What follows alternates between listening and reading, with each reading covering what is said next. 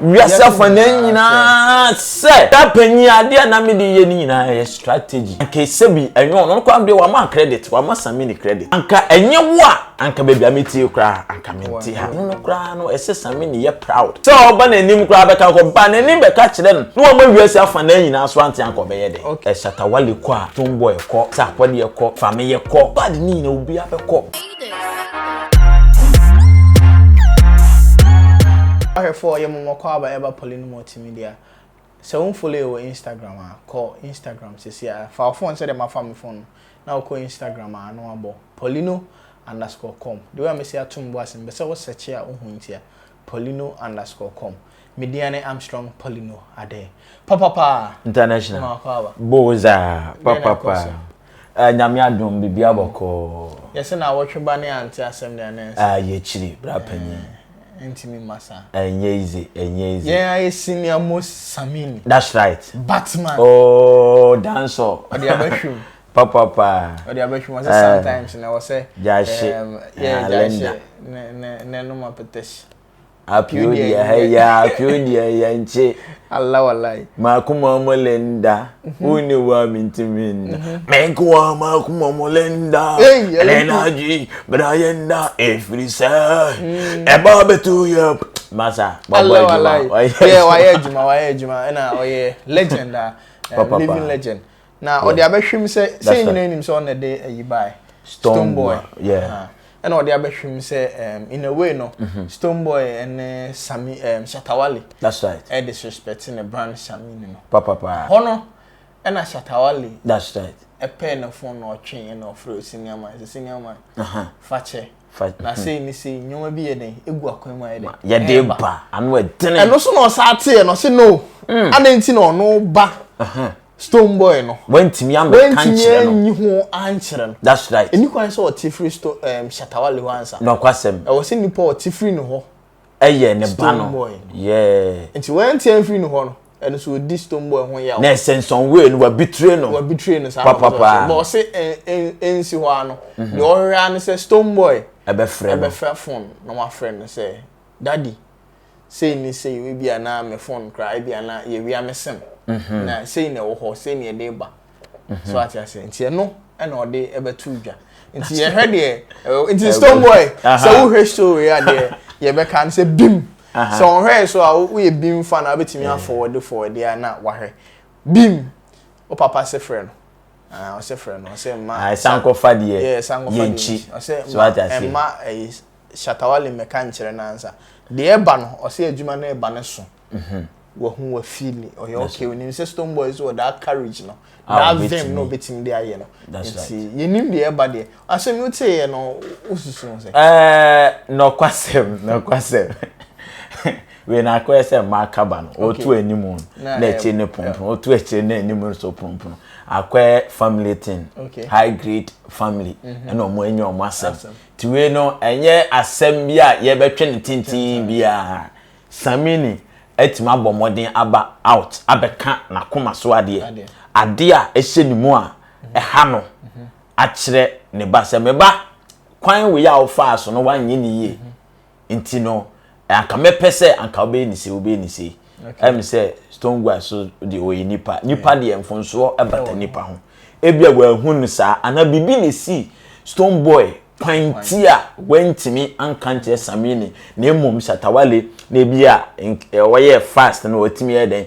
ebo na mane Shatawale mom kra ka kire no mom mete ye ne de no kwasem na mani age because say ansa na ese menkensu be siniti ase ne wode asase ye den aka kire no ni bia bibi wo ho ntia Stonebwoy entimi amo Samini amana na Shatawale mom take his advantage no e ka kire Samini. Okay. So that say na Samini ka say wakotena social media na say UTV for platform so aka magana for nyina ehun say beef anu oni ni ye ni na no na bra pani ono no ye senior na we upcoming na oba ma say so target obi o wosoro ba watimi upcoming no say na oni bandana na o ho that time yeah when ya upcoming no so no oni Stonebwoy oni Samini Shatawale oni Samini ena me beka so omu yeti pen be 20 years ni omu si mu enya agro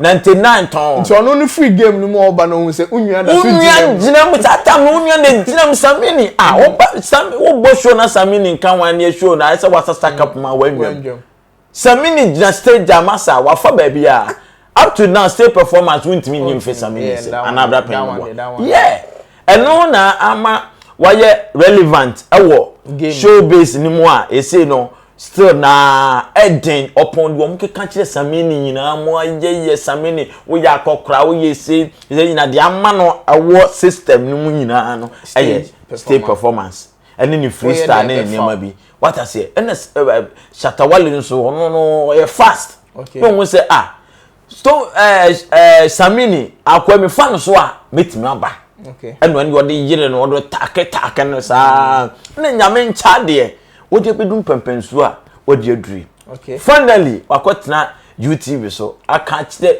wiasa fana nyina se no strategy bra panyi ade na me de ye nyina strategy anke sebi enyo no kwa mde wa ma credit wa ma Samini credit okay so anka enye wo a anka baby ameti kra anka menti ha nti eno no kra no ese Samini ye proud okay so oba na nim kra beka ko ba na nim beka kire no no ma wiase afa na nyina so anti anka be ye de okay ya wiase ade no so okay ka Samini be de wa ma wiase afa na nyina sa de no so UTV obia so na extend e ho UTV anka ni news kra mo anka what ma say ena eba ye no so no e woni nam social media it is wa ma personally am be kan kire wa me say en so of fan serious sa okay but anka ne kwan so no san ko ba ne ntem be ka kire say bra panyi seni ya anka ye okay but ko ba ma wiasa fa na nyina obi enwu say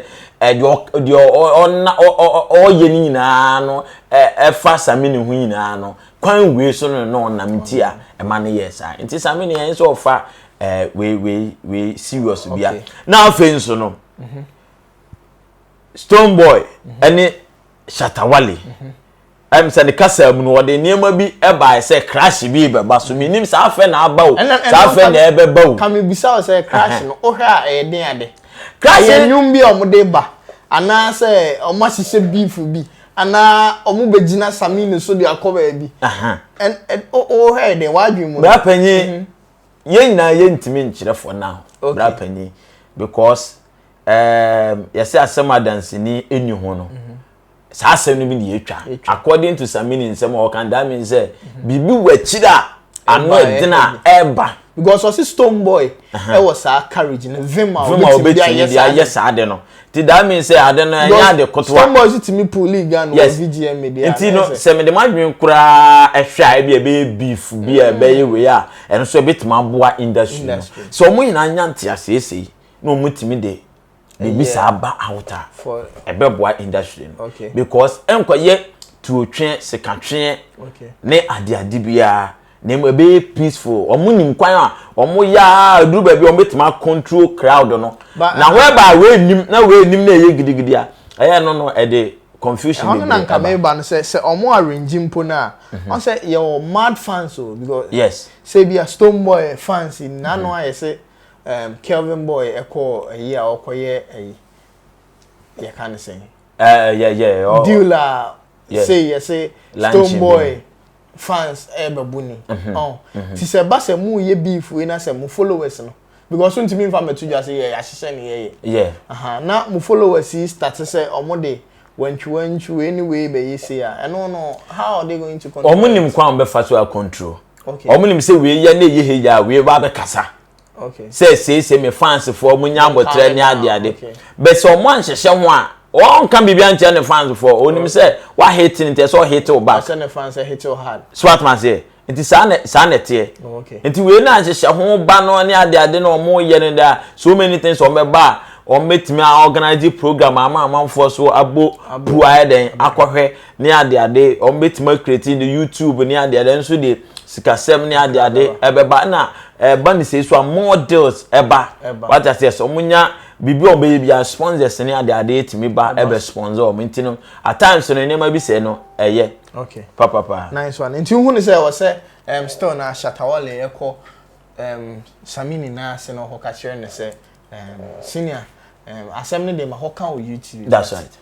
No kwenya me ne say na me the strategy am peki yin. That's right. Nti say bi as a chaw pe bi obepa na obepem pata bi de amana. Hu ni say o say okwa Shatawale kwa eye. Penfo say abofra jan nangu onanso a yentwa ye pepa. Okay. Enfonso na aba. Omfanche wo. Okay. Na deal na esi no omo de ba na omo agree no on support wo. Okay. Ni yempem eden enko yanim. Stone boy bibia oye bia Samini din abata ho. Okay. Papa wo ye ne niam wo ye nyina na Samini din bata ho. To on fa no kra ncheche no re. Okay. Se wa ya ade industry ni ye hwe obi a wa ya ade pa wetimi support ne nkola amomo bedu the great A-list no wan Samini Kinata wo Kinata intina dem bia bibia Kinata boni din no okay ana ne nkrofo ne omode ode omo ba nyina dia humble te so no a o senior very very very humble yeah na dwimu da ho nti we no ema ne nye ne ya okay na ompem ko ne Ghana for the respect no ani ebuno pa enti oma ohwe nsuo nchenchen sa onu nsuo okay ohwe dia amanfo e kan se no si kan ye se onu na adwuma no wa concentrate a e de oye no onkoso ano nyi na adwuma okay ona papa I think say me nyina na ejidie say Samini wa born homodin ye with game for the past 20 years no I mean so we obi so our stage performance so that I mean ebeboro adwenent access so they see performing so tokra I think Viana kuma say Viana so to gidigidi for 4 years o move from no original stage fa ho kra oye mo obi agina ma wa run atare na fi vibe no I will like wow what the program no kra ye din kra hon my silence for Samini oba be shake ho nyina one with him use colors wo ho use you for the freestyle na afa na boy aye that no bo mi ni wo na nso ni wo me say omotimi say omotimi ti anakakra okay obi oboshu abotimi say big stars na omonyoma hete no yetimi omu nyina bebo say oba na ne de na kofam so oba obu akra den we ye den e be fa senior most Samini I salute you na de ka nyina ne say oba eja nangu na so ye ntwa ye pepa de ababia no tugu na support bia odwen so won an ideas bia feel say what the boy be na all the abo support unwam so at times iskasem so ebamu a aya at times no de niam bi eto e say no Stone boy won say see we no akoy iskasem so kakra okay so what I say on Shatawale blog ti blog ba aya niam bi wo ha ye teto kakra but nkire say de atiato no yempe anase yem respect it okay what does he say etimi pem ko enim mo to won say bia Stone boy ye bibi sa anso a wo say nima bi wo so otena se so what does he e wo game no mu pa I think last year and I me bim ne ba me kapa ngasa last year na me can say me say on Beyonce releasing no barely a year now I think July no more release and July. Yeah. That's right. Barely a year. And on Beyonce. That's right. A year. Ko ye nyom se bia. Se bia Ghana na obi ye hu dida e call grand the whole world. Na asempa ne say. That's right. Omonya twa video. Hey! Pa. Me can say we omutwa video na ye nya ba bi nda o social media because empan nyina so be ma Twitter, Instagram, Snapchat to YouTube. Na say any ntwa video. Yes we ba Ghana krampo ko hu Shatawale. Tina manfo ke kan sem Shatawale. I say shut out for all this Beyonce thing. I say occupy things on the low. Kasa. I say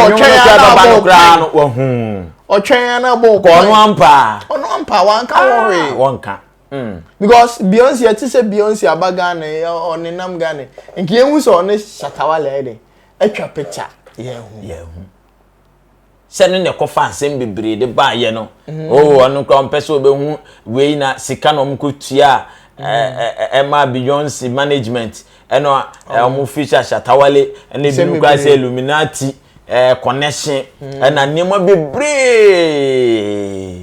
nenso me fanto so na mani ye ho Shatawale enne wadi nkunim okay 31st video ni eba out 31st July mad okay na no kwasem ade esan ye movie kwasem almost the movie no kwasem films 31st July wow I think a big deal a big deal Shatawale yeah I say about Shatta abaso baby a wode Ghana no mom yen support no nima bi se na wo se support okay na nima bi a emwa ede se be twen aba fam no mama yen concentrate wo nima e bobo an mom yen happy me yen support Shatawale ko a Stonebwoy ko Shatawale ko a Sarkodie ko Shatawale no ne hwan mo episode ko Shatawale ko a family ko squad ni na obi abeko what I say e ban say Africa mbaji baby abeko bia mbenya shows ni ade around the world eboa mum yen support en say e bia Shatawale ene ekontino enyeme nti saa ekuwi ana say ekuwi mu be pulling it down emfa bia nti big up to Shatawale ne SM fans nyina no pa aha eguso Paulino multimedia say dey be make catch unsubscribe to channel na subscribe because a YouTube urban channel e Africa be bia wo bia no subscribe to channel no opede ekode papa party e de ni nyina ebe bro subscribe to channel no na click the bell notification no so na be anytime we post a video bia na you get it straight Mediane Armstrong Paulino ade go to Instagram say and follow ye Paulino_com yeah also ye the news ni bi egu obi wa short nti ho na ye de to no wa follow ye se ne be ya also ye post ya obenya follow Kwapia comedy e wo YouTube he ya Kwapia comedy they say the new thing a licky info bi e be aso no ye be licky what do asem jaye na wa hwe on sem kai o ma ye bribe kra ye be licky nti follow Kwapia comedy Instagram so Kwapia_comedy and on a QUAPPY